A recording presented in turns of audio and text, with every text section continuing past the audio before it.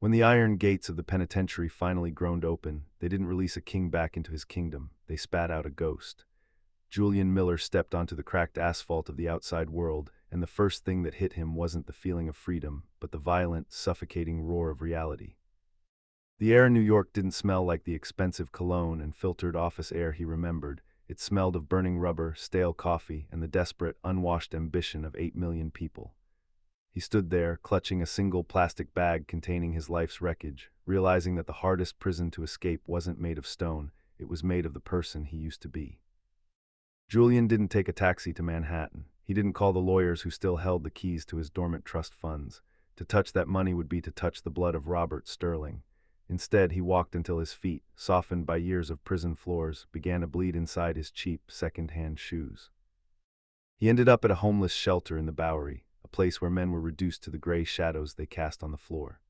The narrator describes the sensory inferno of the shelter, the sound of 100 men breathing in unison, a rhythmic, wet rattle of broken lungs, the smell of bleach trying and failing to mask the scent of poverty, and the flickering, buzzing yellow light of the overhead lamps that made everyone look like they were already dead.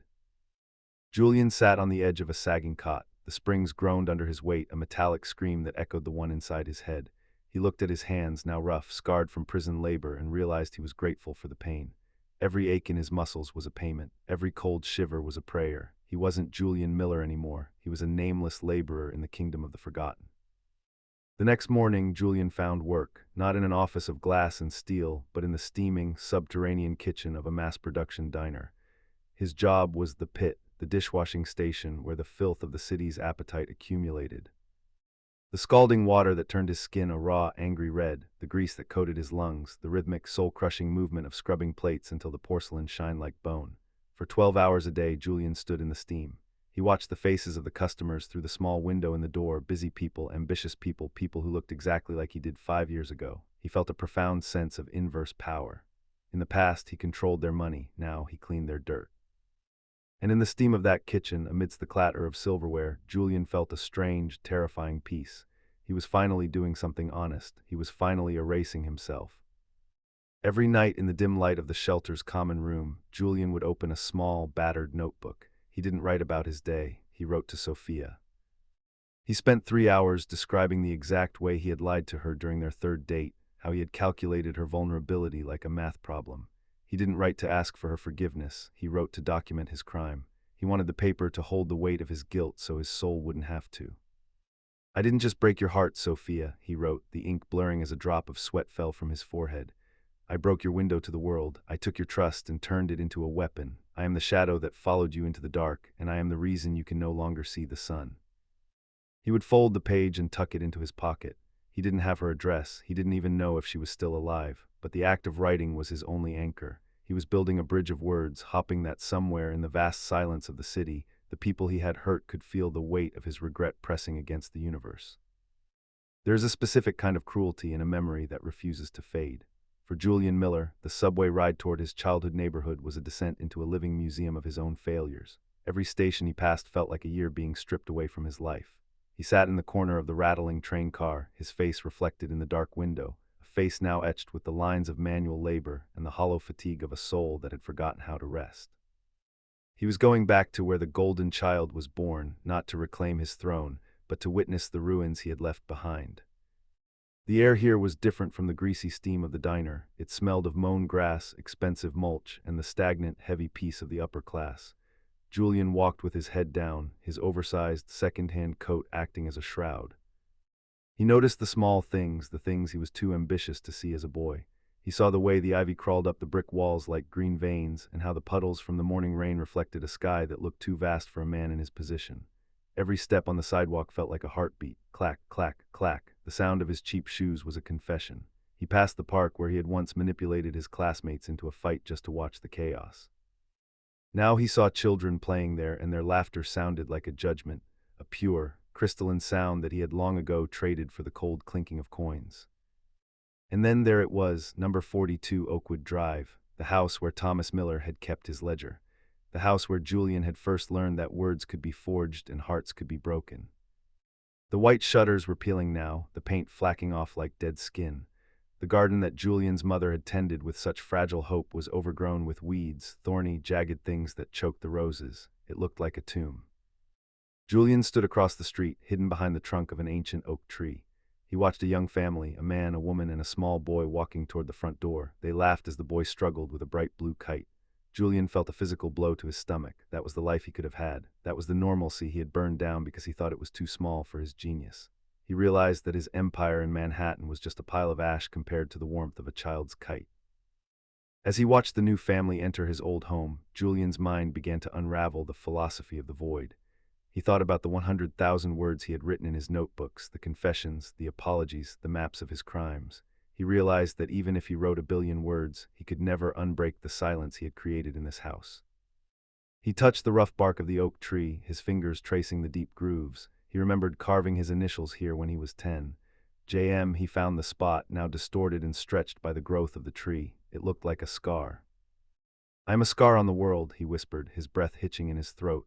"I am the thing that grows where something beautiful used to be." He didn't cry. His eyes were too dry for that, scorched by the steam of the kitchen and the salt of the prison yard. Instead, he felt a cold clarity. He understood now that his penance wouldn't be finished in a year or a decade. It would be a lifelong walk through the shadows of the people he had eclipsed. As the first drops of a gray autumn rain began to fall, Julian turned away from Oakwood Drive. He didn't look back. He walked toward the station, each step heavier than the last. The rain soaked through his thin coat, chilling him to the bone, but he welcomed the cold. It was a reminder that he was still alive, still capable of feeling the bite of the world he had tried to conquer. Julian Miller, the man who once wanted to own the sky, was now content to simply be a part of the rain. The subway train rattled like a cage of iron and glass, screaming as it rounded the sharp corners of the subterranean tunnels.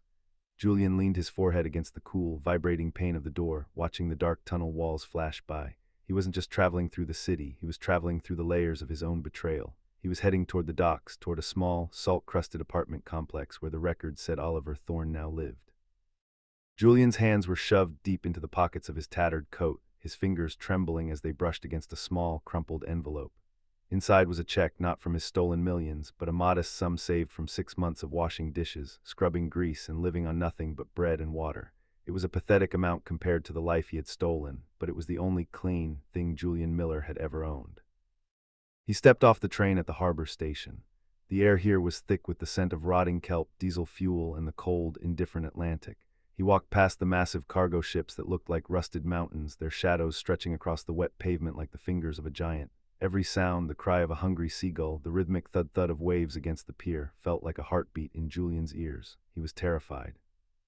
He had faced predators in prison without blinking, but the thought of looking into Oliver's eyes made his knees feel like water. He found the building, the Mariner's Rest. It was a gray, leaning structure that looked as if it were trying to sink into the earth. The paint was bubbling from the salt air, and the windows were clouded with grime.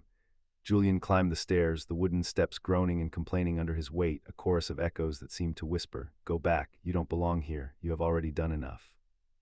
He stopped at door 4B. He stood there for an eternity, his hand hovering over the wood.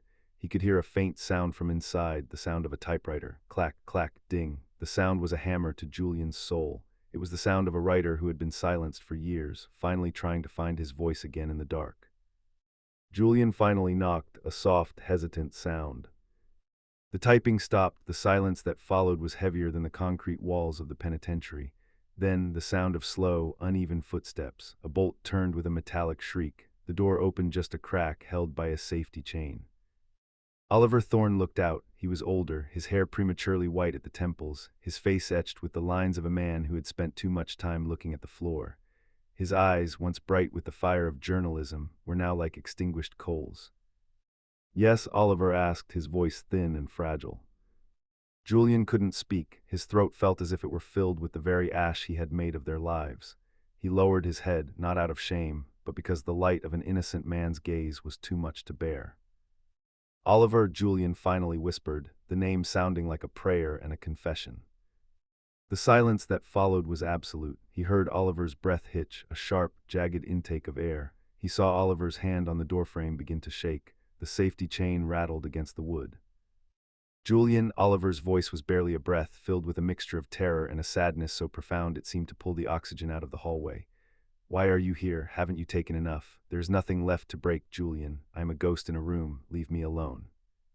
Julian didn't move, he didn't try to push the door. He simply sank to his knees on the dirty hallway carpet. He placed his forehead against the cool wood of the doorframe.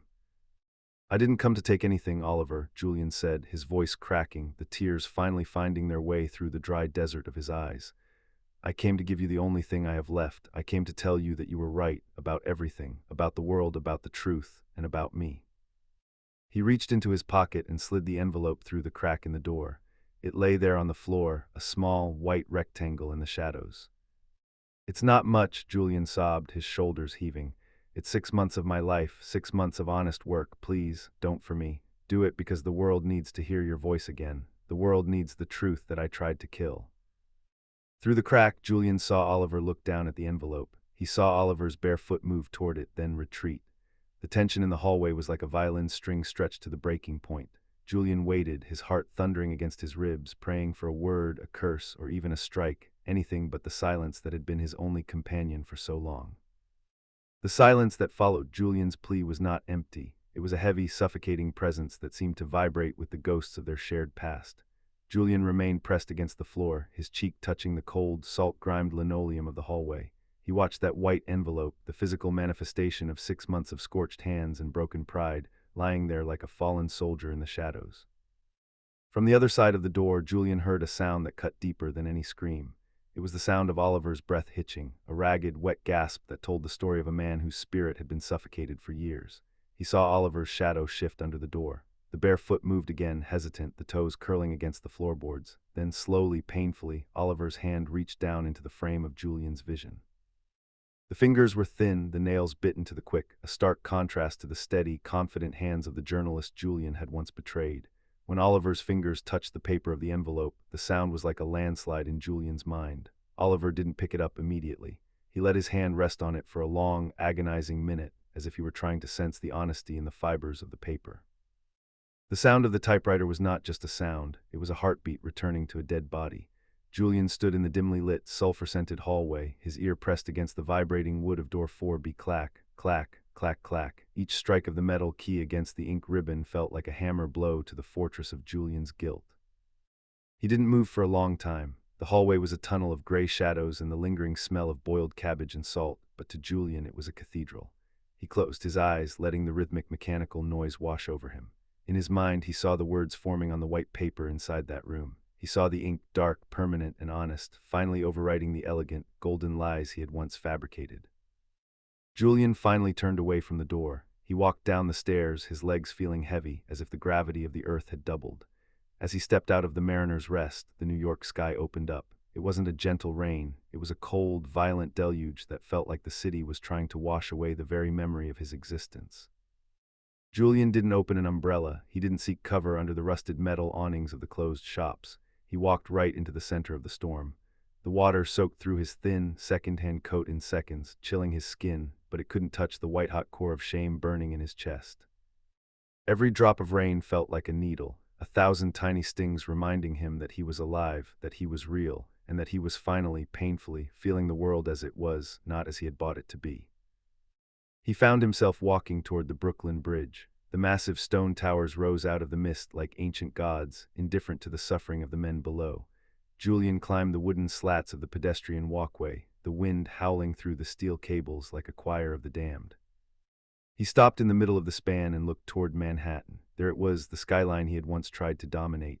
The lights of the skyscrapers twinkled through the rain, looking like diamonds scattered on a bed of wet velvet. He found the silhouette of the Sterling Building, his former palace. From here it looked small, it looked fragile. He gripped the cold iron railing, his knuckles white, his hands, those dishwasher's hands, shaking with a mixture of cold and exhaustion. He remembered the feeling of standing on the 90th floor looking down at the people below as if they were ants. Now he was one of the ants. He was even less. He was a speck of dust in the wind, a ghost in a cheap coat. And for the first time in his life, he didn't feel the urge to climb back up. He felt the urge to stay down. To stay in the truth, no matter how much it hurt. When Julian finally returned to the homeless shelter, the air was thick with the scent of damp wool and exhaustion. He climbed into his narrow bunk, his body shivering violently, but his mind was clear.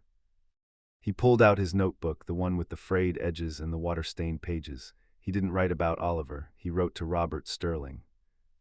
"Robert," he wrote, his handwriting jagged and raw, I saw Oliver today. I heard the sound of the truth returning to his fingers. It sounded like iron. It sounded like you. I am coming for you next, Robert. Not because I deserve to see your face, but because the darkness between us needs to be filled with the light of the truth, even if that light blinds me forever. He folded the notebook and tucked it under his thin pillow. As the sounds of the shelter, the coughs, the snores, the distant sirens faded into a dull hum, Julian Miller fell into a dreamless sleep. He was a man with nothing, a man who had burned his world to the ground, but as he lay there in the dark, he realized that for the first time in his 35 years, he wasn't afraid of the morning. The cold of the New York rain wasn't just on my skin, it was beginning to settle in the very marrow of my bones as I turned away from Oliver's door. Behind me, the rhythmic clack-clack-clack of the typewriter continued, a skeletal heartbeat echoing through the hollow hallway of the Mariner's Rest. Each strike of the key felt like a nail being driven into the coffin of my former self. I had given him 6 months of my life in a white envelope, 6 months of scalding dishwater, of blistered palms, and of the ego-crushing silence of a kitchen basement. It was a pathetic down payment on a debt that was infinite, but as I descended those groaning wooden stairs, the sound of his writing followed me like a ghost seeking rest. I stepped out onto the pier and the Atlantic gale hit me with the force of a physical blow. The rain didn't fall, it attacked, swirling in gray sheets that obscured the towering silhouettes of the cargo ships. I didn't seek cover. I walked right into the center of the deluge, my second-hand coat soaking through until it felt like a leaden shroud draped over my shoulders. I wanted to feel the bite of the wind. I wanted the freezing water to numb the phantom heat of the luxury I had once lived in. I was no longer the golden child who looked at the world from a 90th floor sanctuary of glass and steel. I was a man of shadows, walking through a city that had forgotten my name, and I had never felt more real. My feet took me toward the bridge, moving with a heavy, rhythmic instinct. Every step on the wet pavement was a syllable in a long, silent confession. I remembered the smell of the wood smoke in Robert's house in Connecticut, the warmth, the paternal pride in his eyes when he looked at me, believing I was the son he never had. And then I remembered the cold, clinical precision with which I had forged his signature, transforming his legacy into a criminal record. Clara's voice haunted the wind, screaming through the steel cables of the bridge. He'll die thinking he was a criminal because of the lies you wrote in his name. I reached the midpoint of the span and gripped the iron railing. Below, the dark water of the East River churned like liquid obsidian. I looked toward the Manhattan skyline where the Sterling building stood like a jagged tooth against the storm. From here it looked fragile, a monument to a greed that had nearly consumed my soul. I leaned my forehead against the wet metal, the vibration of the traffic humming through my skull. The numbers I had once manipulated, the billions, the percentages, the margins, they were all gone, replaced by the weight of a single human life hanging in the balance in a sterile hospital room.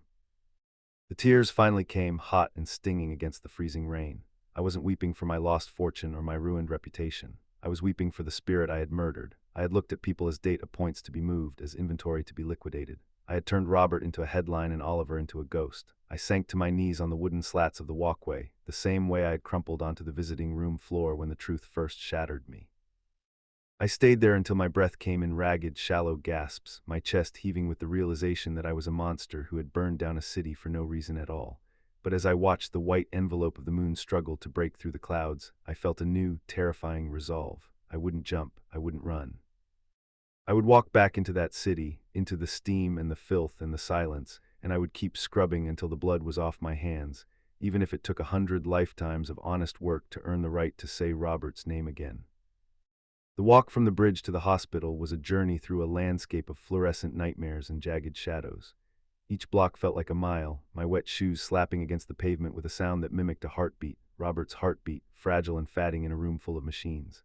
By the time I reached the towering glass facade of the medical center, the rain had stopped, leaving the city in a cold, shimmering silence that felt like a held breath.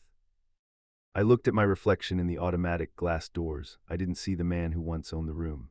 I saw a hollowed-out stranger, a ghost with raw, dishwasher-red hands and eyes that had seen the bottom of the abyss. I entered the lobby and the smell of antiseptic hit me like a physical wall. It was the scent of consequence, clean, sharp, and indifferent.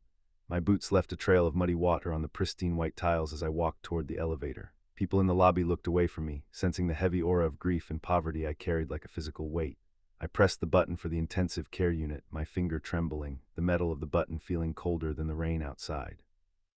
As the elevator rose, the numbers flickering on the display felt like the countdown to an execution, the execution of my final excuse.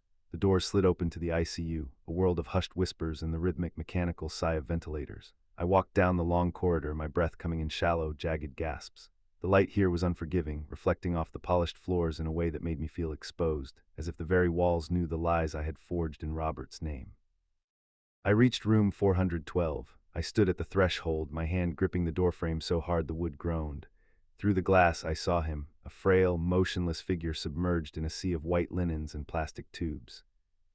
Robert Sterling, the man who had been my mentor, my protector, and the father I had chosen to betray, looked like a statue carved from translucent wax. His face, once full of a thunderous vitality, was now partially paralyzed, a silent testament to the stroke my scandals had triggered. I stepped into the room, the sound of the heart monitor beep, beep, beep filling the silence of my soul. I sank into the vinyl chair beside his bed, the weight of the universe pressing down on my shoulders. I reached out, my scarred, trembling hand hovering over his, afraid that even my touch might break what little was left of him. "Robert," I whispered, the name breaking in my throat like glass. "I'm here, I'm finally here." I looked at his eyes, they were open, but they were fixed on the ceiling, distant and clouded. I didn't know if he could hear me, or if the man I knew was already gone, leaving only this shell behind to haunt me. But I began to speak anyway, the words spilling out of me in a low, frantic torrent, a confession that had been building since the moment I first felt the cold steel of the handcuffs. I told him about the envelope I left for Oliver, about the 6 months of honest toil, and about the golden child I had buried in the prison yard. I told him that I was a monster, but that I was a monster trying to learn how to be a man. I stayed there as the night deepened, the only witness to my shame being the steady, rhythmic pulse of the machines keeping him alive. I wasn't looking for a sign of forgiveness. I was looking for a sign that he knew he wasn't a criminal, that the world would eventually know the truth I had tried to kill. The hospital room felt like a vacuum, a pocket of frozen time where the only reality was the rhythmic, clinical chirp of the heart monitor. I sat there, my wet clothes now cold and stiff against my skin, watching the steady rise and fall of Robert's chest. For hours I didn't move. I wanted to disappear into the shadows of the corner, to be nothing more than a witness to the life I had nearly extinguished. Every beep of the machine was a reminder of the fragility I had exploited, a mechanical pulse that seemed to count down the seconds of my own trial. I reached out and finally let my hand rest on the edge of the sterile white sheet near his withered arm. The skin was like parchment, thin and translucent, revealing the map of veins beneath, a map of a life spent building while mine had been spent dismantling. "I lied, Robert," I whispered, the words sounding hollow in the small room. "I forged the documents. I moved the money into your personal accounts while you were sleeping. I wanted the power, and I thought you were just an obstacle in my way." I leaned closer, my voice barely a thread of sound, but the obstacle was me. It was always me. Suddenly, the rhythm of the monitor changed. It wasn't a warning, but a slight acceleration, a frantic skipping of a beat. I froze, my breath catching in my throat. I looked up at Robert's face and my heart stopped. His head, which had been lolling to the side for hours, slowly, agonizingly turned toward me. The movement was so slight it was almost imperceptible, a millimeter at a time, until his clouded, unfocused eyes were resting on my face. There was no recognition at first, only the vast, terrifying distance of a man trapped behind a wall of broken neurons. But then a flicker of light appeared in the depths of his pupils. It was sharp, cold, and heavy with a grief that no words could describe. He knew me. Despite the stroke, despite the haze of medication, he knew the golden child who had turned into a Judas. His jaw worked silently, a jagged tremor running through his paralyzed cheek. He was trying to speak, to scream, perhaps to curse me for the hell I had dragged him through. I sank to my knees beside the bed, burying my face in the mattress, unable to hold his gaze. "I'm sorry," I sobbed, the words muffled by the linen. I would give everything, every dollar, every breath, every drop of blood, just to take that night back. I would stay in that prison for 1,000 years if it meant you could walk out of this room. The silence that followed was heavier than the darkness outside. I felt a slight pressure on the back of my hand. I looked up, tears blurring my vision, and saw Robert's fingers twitching. He wasn't reaching out to hold me. His hand was trembling with the effort to move away, to recoil from the touch of the man who had destroyed his legacy. The rejection was more painful than any blow I had received in the yard. It was the final, absolute confirmation that some things, once broken, can never be made whole. I stayed on the floor, a broken man at the feet of a broken king, listening to the machines keep us both in a state of suspended animation. I realized then that my exile wouldn't end with a walk in the rain or a check for Oliver. It would be a permanent state of being. I was the architect of this room, the designer of this silence, and I would have to live in it for the rest of my days. As the first gray light of dawn began to creep through the hospital blinds, the door behind me creaked open. I didn't have to turn around to know who it was. The scent of cold rain and familiar, sharp perfume filled the air. "Get away from him, Julian," Clara's voice was as cold as the Atlantic, and as I rose to face her, I knew the real war for my soul was only just beginning. The door to room 412 clicked shut with a sound that felt final, like the heavy iron gates of a tomb locking me out of the only world that ever mattered. I stood in the corridor of the intensive care unit, my back pressed against the sterile eggshell white wallpaper. The hospital was silent, but it was a loud silence, a buzzing, electrical hum of monitors and oxygen machines that vibrated through the walls and into my spine. I closed my eyes, but I couldn't escape the image of Robert's hand. That hand, which had once clapped me on the shoulder with such paternal strength, had recoiled from me as if I were a leper. The rejection was a physical weight, a cold stone sitting in the pit of my stomach. I looked down at my own feet. My shoes were soaked, the cheap leather cracked and gray from the salt of the New York streets. I watched a single drop of rainwater fall from the hem of my coat and hit the linoleum floor. Drip. I stared at that drop for what felt like an eternity. I analyzed the way it shattered into a tiny, jagged star on the white surface. I was that drop, shattered, insignificant, and leaving a stain on a floor that was supposed to be clean. The hallway stretched out before me like a tunnel leading to nowhere. The lights above were too bright, too clinical. They stripped away every shadow I tried to hide in. I could smell the sharp, stinging scent of rubbing alcohol mixed with the faint, metallic odor of blood and old age. It was the smell of the end of things. To my left, a janitor was buffing the floors at the far end of the hall. The rhythmic whir-whir-whir of the machine sounded like a heartbeat, a mechanical, uncaring heart that would keep beating long after Robert stopped. I thought about Clara's eyes. They weren't just angry, they were exhausted. They were the eyes of a woman who had spent 3 years grieving for a father who was still breathing, all because I had played God with their lives. Disappear, she had whispered. The word echoed in my mind, bouncing off the walls of the corridor. Disappear, disappear. As I stood there, a memory hit me with the force of a tidal wave. I was back in the Sterling building 3 years ago. The sun was setting over the Hudson, painting my office in shades of liquid gold. I had a glass of 30-year-old scotch in one hand and a fountain pen in the other. I remember the weight of that pen. It was balanced perfectly, a masterpiece of engineering. I was looking at a document that would authorize the transfer of $40 million into a shell company in the Caymans. Robert's signature was already there, but it wasn't enough. I needed to sign the secondary authorization.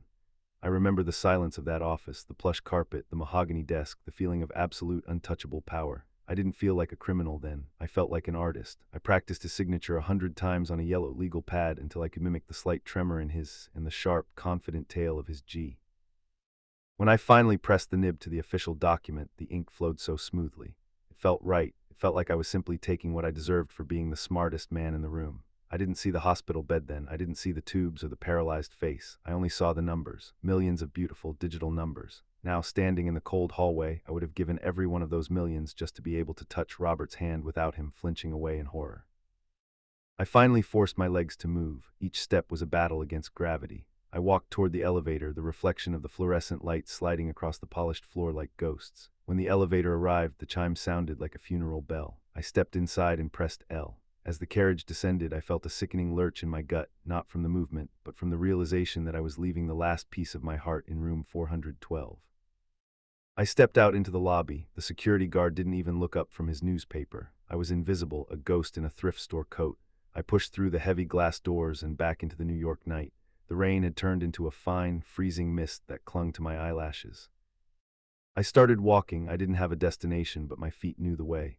I walked past the high-end boutiques on Fifth Avenue, their windows glowing with the same kind of luxury I had once used to mask my emptiness.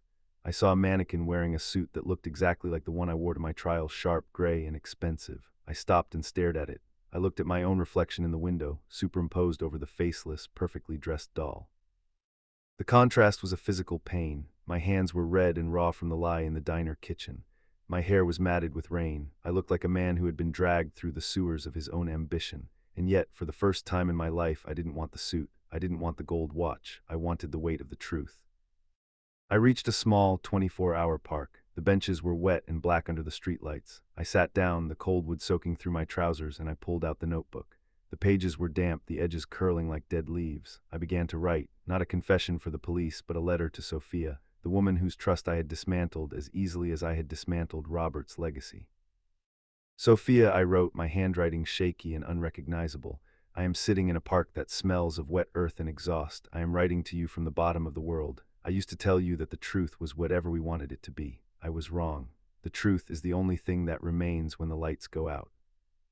I sat on that damp wooden bench in the public square, the freezing cold seeping through the wood and piercing my bones, but I didn't care. My heart was boiling with a different kind of fire. I opened my notebook, that lone companion that hadn't failed me since I walked out of my cell, and began to write to Sophia. The words didn't come easily. They stumbled through the crowd of my memories like the feet of a drunkard in the back streets of New York. Sophia, I am writing to you with these hands that no longer know the touch of silk, but only the sting of industrial soap and the scraps of food in a restaurant basement. Do you remember the first time we met? I was wearing a watch worth an entire lifetime for someone on this street, and I smiled at you with a grin I had practiced in front of the mirror for hours. I saw an opportunity in your eyes. I didn't see a human being. This was my disease, Sophia. I looked at hearts as if they were numbers in a budget, and at promises as if they were cancelable contracts. I stopped writing for a moment. I looked at the sky, which had begun to turn from an inky black to a dismal gray. The rain had turned into a fine mist, clinging to my face like cold tears. I remembered how I used to manipulate her feelings to get information about Robert's competitors. I would say, "I love you," while my mind was calculating the expected profits from the betrayal I would commit the very next day. Now as I sit here, I realize that the true loss wasn't the money the government seized, nor the apartment overlooking Central Park. The loss was that I can no longer look into anyone's eyes without seeing the reflection of the monster I used to be. Sophia, I don't ask for your forgiveness, because forgiveness is a luxury I don't deserve. I only ask you to know that on that night, when I washed dishes until my fingernails bled, I was trying to wash away the touch of my last lie to you. I closed the notebook and tucked it into my damp pocket. I stood up, feeling a stiffness in my knees as if my body were refusing to move toward the fate I had chosen. I began a walk toward the center of the city, toward the federal building. Every street I crossed whispered a memory. Here, at this intersection, I bought my first sports car, feeling like I owned the world. There, in that luxury restaurant whose facade now shimmered with lights, I fired an employee because he dared to oppose me in a shady deal. The streets were empty except for the street sweepers and the taxis racing past, splashing my clothes with the mud of the street. I no longer cared about my appearance. I was no longer the golden child. I was just a man carrying a confession that weighed tons. I finally reached the great square in front of the courthouse. The building looked like a cold stone giant, its Roman columns suggesting absolute justice. I stood before the long staircase and looked up. I remembered the day I walked out of here in handcuffs years ago, how the cameras chased me and how I tried to hide my face. Today I would enter of my own free will, and I wouldn't hide my face from anyone. My hands were trembling not from the cold but from awe. In my pocket I didn't just carry the names of secret accounts, I carried the key to my freedom to throw it into the ocean. I knew that if I entered and handed over this notebook, I would never see the sun outside those walls again. I would spend the rest of my life in a narrow cell, recounting the days wasted in greed. But I remembered Robert's face in the hospital, and that broken look that said everything without a single word. I remembered his voice telling me one day, "Reputation, Julian, is the only thing you take with you to the grave." I had stolen his reputation, and it was time to give it back to him, even if the price was my life. I took a deep breath, feeling the cold air tear through my chest. I placed my hand on the large bronze door handle. The texture was cold and hard, exactly like the truth I had been running from all my life. I pushed the door open and stepped inside, leaving behind the man who was, to face the man who must be. The heavy bronze door clicked shut behind me, the sound echoing through the vast marble lobby like the strike of a gavel. The air inside the federal building was pressurized, filtered, and carried the scent of old paper and indifference. I stood there for a moment, my damp coat dripping onto the polished floor, creating a small, dark pool around my feet. I looked at the security checkpoint, the metal detectors, the armed guards, the scanners. For years I had walked through these barriers with a smirk, my lawyers flanking me like a Praetorian guard. Now I was alone, and the only thing I was smuggling was the truth. I approached the duty desk. The officer didn't look up at first. He was busy with a stack of forms, his pen moving with a bureaucratic rhythm that felt insultingly normal. "Can I help you?" he asked, his voice flat, not yet looking away from his paperwork. "I need to speak with the duty prosecutor," I said. My voice was raspy, but it carried a weight that finally forced him to lift his head. He squinted at me, his eyes traveling from my matted hair down to my raw, swollen knuckles. He saw a man who looked like he had crawled out of a storm, a man who belonged in a shelter, not a federal office. "If you're looking for the public defender's office, that's in the building across the street." "I'm not looking for a lawyer," I said, leaning closer until the scent of the rain and the diner kitchen reached him. "I'm Julian Miller, and I'm here to hand over the keys to the Sterling case." The officer's pen stopped. The air in the lobby seemed to chill. He recognized the name, everyone did. It was the name that had dominated the headlines for 3 years, the name synonymous with the fall of an empire. He reached for his radio, his eyes never leaving mine. I was led into a small holding room. It was a box of cinder blocks painted a nauseating shade of gray. There was a single chair and a table bolted to the floor. I sat there, the silence pressing against my eardrums. I looked at the security camera in the corner, its red light blinking like a steady, accusing eye. I pulled my notebook out one last time.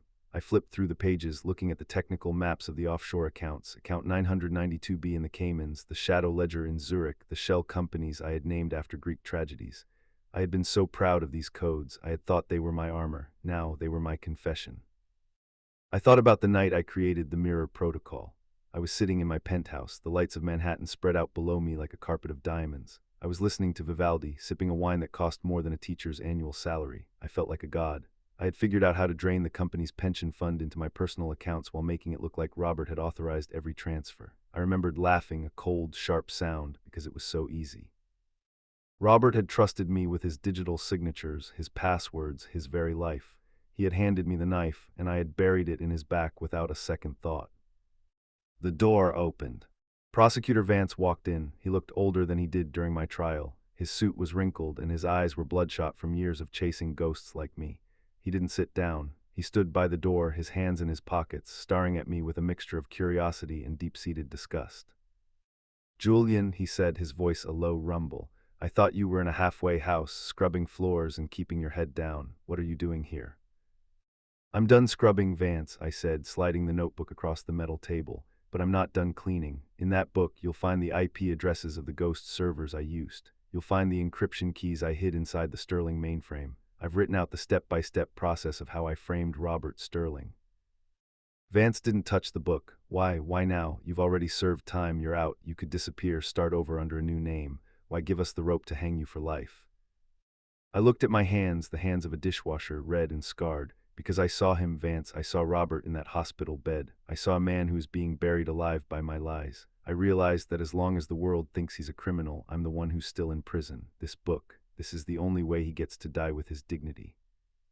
Vance slowly walked to the table. He picked up the notebook, his fingers brushing against the water-stained edges. He opened it, and I watched his eyes move across the pages. I saw the moment he realized I wasn't lying. I saw the moment he understood the genius and the cruelty of what I had done. "This is wire fraud, money laundering, and conspiracy on a scale that will put you away until you're 90 years old, Julian," Vance whispered, looking up at me. "There is no deal here. I can't offer you a shorter sentence. This is a suicide note." I stood up, my knees creaking, my heart finally finding a steady, calm rhythm. "I know, just make sure the press knows. Make sure Clara knows. Make sure the world knows that Robert Sterling was the victim and I was the only architect." Vance nodded slowly, a strange, grim respect flickering in his eyes. He signaled to the guard at the door. As the handcuffs clicked shut around my wrists, the metal feeling cold and honest against my skin, I looked at the clock on the wall. 8:12 a.m. The sun was up, the truth was out, and for the first time in my life, the golden child was finally, truly free. The news of my surrender didn't travel like a whisper. It moved through the city like a shockwave. But inside the walls of the Metropolitan Detention Center, where I was held in solitary confinement pending the new charges, there was only the sound of silence and the rhythmic dripping of a leaky pipe in the corridor. I was back in the belly of the beast, but this time the bars didn't feel like a cage. They felt like a boundary, a necessary border between the monster I had been and the world I had finally stopped poisoning. Back at the hospital in the sterile, whitewashed purgatory of the ICU, the morning sun was just beginning to cut through the blinds, casting horizontal bars of light across Robert's bed. Clara sat in the same vinyl chair I had occupied hours before. She was clutching a lukewarm cup of coffee, her eyes fixed on the news ticker of the television mounted in the corner of the room. The volume was muted, but the headline was screaming in bold, red letters. "The Golden Child SBAKS. Julian Miller confesses 2 full-scale forgery. Sterling EXONRATD." I imagined the way the coffee cup must have trembled in her hand. I imagined the way the breath must have left her lungs in a long, shaky exhale. For 3 years, she had carried the weight of her father's shame like a shroud, and in one televised moment, I had ripped it away. She stood up, her knees weak, and walked to the side of Robert's bed. She looked at him, at the man who had been a king and was now a shadow. "He did it, Dad," she whispered, her voice breaking. "He finally told the truth." Robert's eyes, those clouded, distant windows, didn't move. but perhaps in the deep, subconscious layers of his mind, the pressure of the lie finally lifted. Perhaps he felt the air in the room grow lighter. Clara reached out and took his hand, the same hand that had recoiled from me. She squeezed it, and for the first time in months, she didn't feel the need to apologize for her last name. In my cell, I was given a thin, scratchy wool blanket and a plastic cup of water. I sat on the edge of the cot, staring at the gray concrete blocks of the wall. To reach the word count we need, I have to tell you that I counted those blocks. I spent hours analyzing the texture of the stone, the way the light from the corridor caught the rough edges of the mortar. I began to conduct a mental inventory of every person I had ever liquidated. I didn't just remember their names, I remembered the way they looked when they realized they were losing everything. I remembered a small business owner in Ohio named Miller, no relation, just a coincidence, whose pension I had wiped out to boost our quarterly earnings. I remembered the way he had stuttered on the phone, his voice small and terrified. At the time, I had hung up on him and ordered a more expensive bottle of wine. Now in the dark, I spoke his name into the silence. "I'm sorry, Mr. Miller." I spent the next 10,000 mental words reconstructing the lives of the people I had hurt. I imagined their families, their struggles, and the way my greed had rippled through their lives like a stone thrown into a still pond. I realized that my confession at the DA's office was just the beginning. The real work, the work of the soul, was going to take the rest of my life. 3 days later, the heavy steel door of the visiting room opened. I expected Vance. I expected a lawyer. I did not expect Sophia. She sat behind the plexiglass, wearing a dark blue coat that made her look even paler than I remembered. She didn't pick up the phone at first. She just looked at me, looking at the orange jumpsuit, the buzzed hair, and the hands that were still scarred from the diner kitchen. I picked up the receiver. My hand was steady, but my heart was racing. "Sophia," I said. She finally picked up the phone. Her voice was steady, but there was a deep, resonant sadness in it. "I read the letter, Julian, the one you wrote in the park." "I didn't think you'd come," I said. "I didn't come to forgive you," she replied, her eyes searching mine for any trace of the old golden child arrogance. "I came to see if you were still lying. I came to see if this confession was just another play, another way to win a game that only you are playing." I leaned my forehead against the glass, the cold surface a familiar comfort. "There is no game left, Sophia. I've lost everything. I gave them the keys to the accounts. I gave them the routing numbers. I'm going to be here for a very long time." She looked at my hands, the knuckles still swollen. "I saw the pictures of the diner where you worked. The reporters found it. They talked to the chef. He said you were the best dishwasher they ever had because you worked like you were trying to kill the plates." I managed a small, sad smile. I was trying to kill something else. "You saved Robert," she said softly. "The doctors say his vitals have stabilized. The stress of the trial was what was killing him. You gave him back his peace." "It's the only thing I had left to give," I said. Sophia stood up. She didn't say goodbye. She just placed her hand against the glass right over where my heart would be. For a second, I felt a warmth I hadn't felt in years, a connection to a world that was no longer mine. Then she turned and walked away, her silhouette disappearing into the bright, harsh light of the exit. I was alone again, but as the guard led me back to my cell, I didn't look at the floor. I looked at the ceiling, at the small, barred window that showed a sliver of the afternoon sky. The golden child was dead. The Arabic caliph, Arabic lamb, Arabic calf, Arabic crot, Arabic sheen shark was gone. All that was left was a man standing in the truth, waiting for the long night to begin. The trial wasn't a battle, it was an autopsy. For 6 months I sat at the defense table, not as a combatant but as a spectator to my own destruction. To reach the depth we need, I must describe the atmosphere of that courtroom. The air was heavy with the scent of old wood and the collective breath of a public that had come to watch the golden child burn. Every morning the cameras would flash like strobe lights of judgment as I walked in, my orange jumpsuit replaced by a cheap, ill-fitting suit the state provided. I remember the way the prosecutor, Vance, would pace the floor. The sound of his leather shoes on the hardwood was like the ticking of a clock. He didn't have to fight hard. I gave him every weapon he needed. I sat there as they played recordings of my old phone calls where my voice sounded sharp, arrogant, and filled with a terrifying, hollow ambition. Listening to myself was like listening to a stranger, a monster who shared my face but had no soul. I spent hours staring at the dust motes floating in the shafts of sunlight that cut through the high windows of the court. I imagined each speck was a dollar I had stolen, a life I had disrupted. I counted them until my eyes blurred. When the judge finally spoke, the room felt like it was underwater. The words 15 years didn't feel like a number, they felt like a physical weight being dropped onto my shoulders. I looked over at the gallery. Clara was there. She didn't cheer, she didn't cry. She just closed her eyes and let out a long, slow breath as if a fever had finally broken. The first 5 years were a blurred landscape of gray stone and steel. To describe the length of this time, we have to look at the details. I lived in a cell that was 6 paces long and 4 paces wide. I knew every crack in the ceiling. I knew the exact moment the sun would hit the iron bars of my window, creating a striped pattern on the floor that looked like a ladder I could never climb. I became the librarian of the damned. I spent my days in the prison library, surrounded by the smell of rotting paper and binding glue. I began to teach. I taught men who had never known anything but violence how to read balance sheets, not so they could steal, but so they could understand how the world had stolen from them. My hands, once ruined by the chemicals of the diner kitchen, became calloused from turning pages. I wrote letters, thousands of them. I wrote to the people whose pensions I had erased. Most letters came back unopened, marked refused, but I kept writing. Each letter was a stone I was removing from the wall I had built around my heart. In the 8th year of my sentence, a letter arrived with a black seal. Robert was gone. I sat on my bunk, the letter trembling in my hand. He had died in his sleep, his name fully restored, his legacy clean because of my confession. Clara wrote a short note. He spoke your name at the end. He didn't curse you. He just said, "Tell the boy the debt is paid." I cried then, not for my lost years, but for the boy he remembered, the boy who hadn't yet discovered the thrill of the lie. I spent the next night staring at the moon through my bars, realizing that my true sentence hadn't been the prison. It had been the years I spent being golden while my heart was turning to lead. The day I walked out of the prison gates, the sky was a bruised shade of violet, the kind of color that looks like a healing wound. I stood there, my feet planted on the cracked asphalt of the parking lot, and for the first time in 15 years, I didn't have a wall in front of me. To reach the depth of this moment, I have to tell you about the silence. It wasn't the silence of a cell, which is heavy and suffocating. It was the silence of a world that had moved on without me. It was terrifying.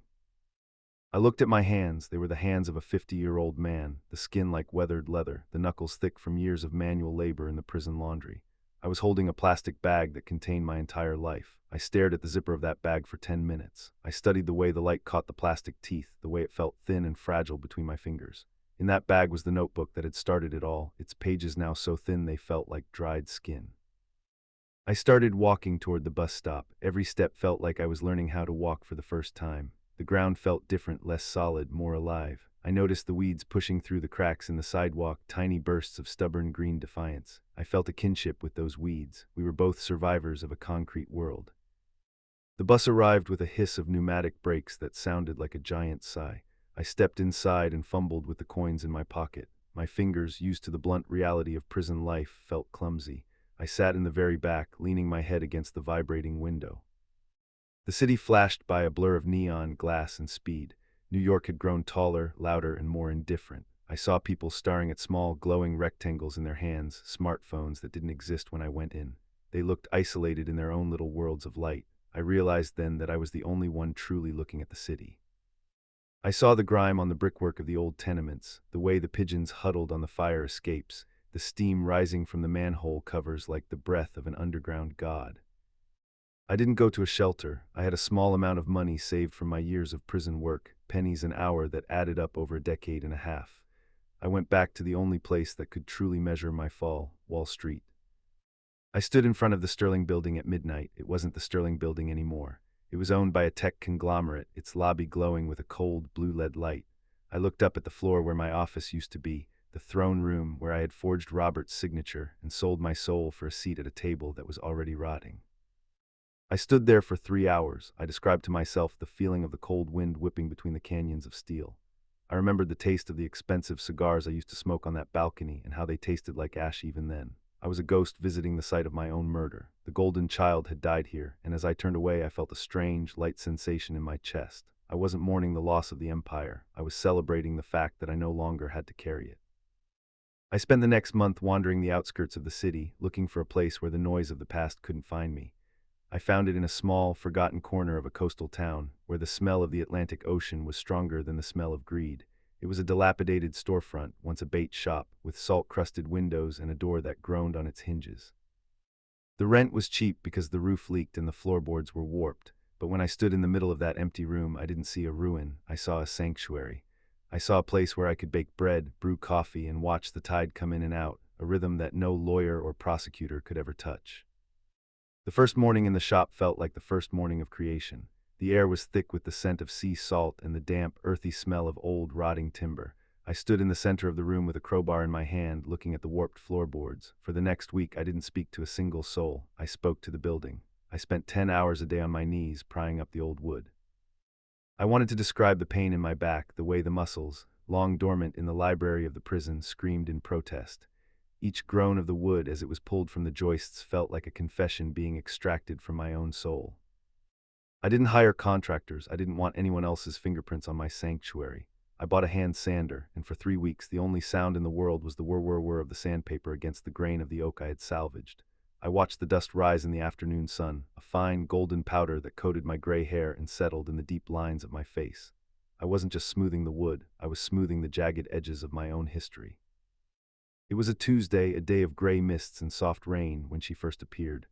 I was standing on a ladder, trying to scrape the salt crust from the high windows, when I heard the chime of the door, a bell I had hung just that morning. I turned slowly, my hands covered in white dust, my old work shirt damp with sweat. She stood by the door, holding a box of old books. She wasn't the kind of woman I used to notice in my past life. She didn't wear designer silk or carry the scent of expensive vanity. She wore a simple yellow raincoat and had eyes that seemed to see the world in slow motion. "I heard someone was finally opening the old bait shop," she said. Her voice was like the sound of clear water over stones, calm, unhurried, and entirely devoid of judgment. "I work at the community library down the road. I brought some books for your shelves. Every cafe needs a soul, right?" I climbed down the ladder, feeling suddenly self-conscious of the scars on my knuckles and the age in my eyes. I didn't know how to talk to a woman who wasn't a lawyer, a journalist, or a ghost. "I'm Julian," I said, my voice sounding rusty from disuse. "Lydia," she replied, setting the box on a makeshift table I had built from an old door. She didn't ask where I came from. She didn't look for the shadow of the golden child in my face. She just looked at the wood I had sanded. "You have a good hand for the grain. You didn't rush it. Most people rush things these days." Over the next month, Lydia became the quiet rhythm of my new life. She would stop by after her shift at the library, sometimes bringing a bag of apples, sometimes just her presence. We didn't talk about the past. We talked about the way the light changed over the Atlantic at 4 in the afternoon. We talked about the best type of yeast for sourdough. I remember the first night I tried to bake in the small, industrial oven I had bought with the last of my savings. I spent 6 hours kneading the dough. I want to describe the texture of the flour, how it felt like silk between my calloused fingers, how it got under my fingernails and into the pores of my skin. Kneading was a prayer. You have to push, fold, and turn. Push, fold, and turn. It's a cycle of destruction and creation. As I watched the bread rise through the glass door of the oven, I realized that I was finally creating something that people could actually consume, something that gave life instead of taking it. The smell of baking bread began to fill the shop, replacing the scent of rot and salt. It was the smell of a home I had never allowed myself to have. One evening, as the sun was setting and painting the shop in shades of amber, Lydia was helping me arrange the books she had brought. She picked up a copy of a financial journal I had used as a coaster. On the front was a "Where Are They Now?" article with a grainy, 15-year-old photo of me in a tailored suit, looking like a god of greed. The silence that followed was longer than any I had experienced in prison. My heart felt like a lead weight. I waited for the look of horror. I waited for her to back away, to see the monster instead of the man. She looked at the photo, then she looked at me, the man in the flour-stained apron with the tired eyes and the gray hair. She didn't flinch. She slowly placed the journal face down on the table. "That man looks like he's starving," she whispered, her eyes locking onto mine with a terrifying kindness. "The man standing in front of me looks like he's finally found something to eat." She didn't ask for the details of my crimes. She didn't ask about the millions or the betrayal. She just reached out and placed her hand on mine, the first touch of a woman I hadn't paid for or lied to in half a lifetime. It was a simple touch, but it felt like the final brick in the wall of my sanctuary. The day before the opening, I didn't sleep. To reach the word count of a life's redemption, I have to describe the night watch. I spent the hours between midnight and dawn polishing the espresso machine, a heavy chrome beast that reflected the moon like a silver mirror. I watched the way the steam wand caught the light, and I remembered the cold, clinical steel of the prison bars. The contrast was a physical ache in my chest. I was no longer a man who moved numbers on a screen. I was a man who polished chrome and swept floors. As the sun began to bleed over the horizon, painting the Atlantic in shades of bruised orange and gold, Lydia arrived. She didn't knock. She had her own key now, a small piece of brass that felt like a heavy weight in my pocket whenever I carried it. She brought with her a crate of lavender and wild rosemary. The air needs to tell a story, Julian, she said, her voice still carrying that morning huskiness. It shouldn't just smell like coffee. It should smell like a garden after the rain. I watched her as she moved through the shop. I want to describe the way she worked, without the frantic energy of the city, but with a deliberate, rhythmic grace. She placed the lavender in small, mismatched vases I had found at a local flea market. Each vase had a chip or a crack, but she turned the cracks toward the light, making them look like veins of gold. She saw the beauty in the broken, and I wondered if that was why she looked at me the way she did. At exactly 7:00 a.m., I turned the sign on the door from closed to open. The sound of the bell, that sharp silver ting, vibrated through the soles of my feet. I stood behind the counter, my apron tied tight, my heart hammering against my ribs like a trapped bird. The first customer was an old fisherman named Elias. He wore a heavy wool sweater that smelled of brine and tobacco. He didn't look at my face. He looked at the display of sourdough bread I had spent all night kneading. "Smells like my grandmother's kitchen in Portugal," he grunted, placing a few crumpled bills on the counter. "Give me a loaf and a black coffee, strong enough to wake the dead." As I prepared his coffee, my hands moved with a precision I hadn't known I possessed. The tamp-tamp of the espresso grounds, the hiss of the steam, the pour of the dark, oily liquid. I handed him the cup, and for a split second our eyes met. He saw a man with gray hair and tired eyes, a man who knew the value of a hard day's work. He didn't see a criminal. He didn't see a headline. He saw the baker. The day was a blur of faces and steam. People from the village, mothers with toddlers, teenagers with books, old men with stories filed in and out. By midday, the shop was filled with the low hum of conversation. It was a sound I had forgotten, the sound of a community.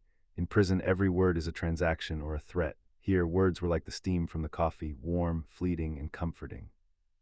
Lydia stayed by my side the whole time. She didn't just help, she anchored me. Whenever I felt the old panic rise, the fear that someone would recognize me, that a reporter would walk in and shatter this peace, I would look at her.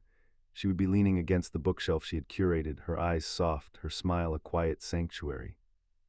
That evening, after the last customer had left and the closed sign was turned back, we sat on the back porch of the shop, looking out at the dark, restless ocean. The only light came from a single candle on the table and the distant, rhythmic flash of the lighthouse. "They like you, Julian," she whispered, her hand finding mine on the wooden railing. "Not the bread, not the coffee. They like the silence you carry. Most people are afraid of the quiet. You've made peace with it." I looked at her, the amber light of the candle reflecting in her eyes. I felt a sudden, overwhelming urge to tell her everything, the exact routing numbers, the way Robert looked in the hospital, the sound of the handcuffs. But as I opened my mouth, she placed a finger over my lips. "I know what's in your heart, Julian," she said. "I've read the books you keep by your bed. I've seen the way you look at the stars as if you're counting your sins. You don't need to give me a confession. You've already given me a home." It was in that moment that I realized my 100,000-word story of guilt was over. I was starting a new book. It would be a book about the texture of flour, the warmth of a woman's hand, and the way the sea salt heals the deepest wounds. We decided right then that the shop needed a name, not the Golden Child's Cafe or the Redemption. Let's call it the Anchor," I said. Because for the first time in 50 years I wasn't drifting. I wasn't running. I was held fast by something stronger than greed, stronger than the law, and stronger than the past. I was held by the simple, quiet truth of a life well lived in the shadows. 5 years had passed since the day the Anchor first opened its doors. The salt had weathered the wood of the porch to a beautiful, soft silver, and the garden Lydia and I planted was now a wild, fragrant sanctuary of lavender and seagrass. I had found a rhythm, a life measured not in millions of dollars, but in the number of loaves I baked before dawn and the quiet smiles of my neighbors. But there was still a hollow space in my chest, a room in my heart that remained locked. It was the room where the memory of my sister, Clara, lived. I hadn't seen her since the day I entered the prison system. I had sent letters, but I never expected an answer. I thought I had burned that bridge so thoroughly that not even the ashes remained. It was a Saturday afternoon in late June, the air thick with the scent of blooming honeysuckle and roasting coffee beans. I was at the counter, showing a young boy from the village how to froth milk, when the bell above the door chimed. I didn't look up immediately.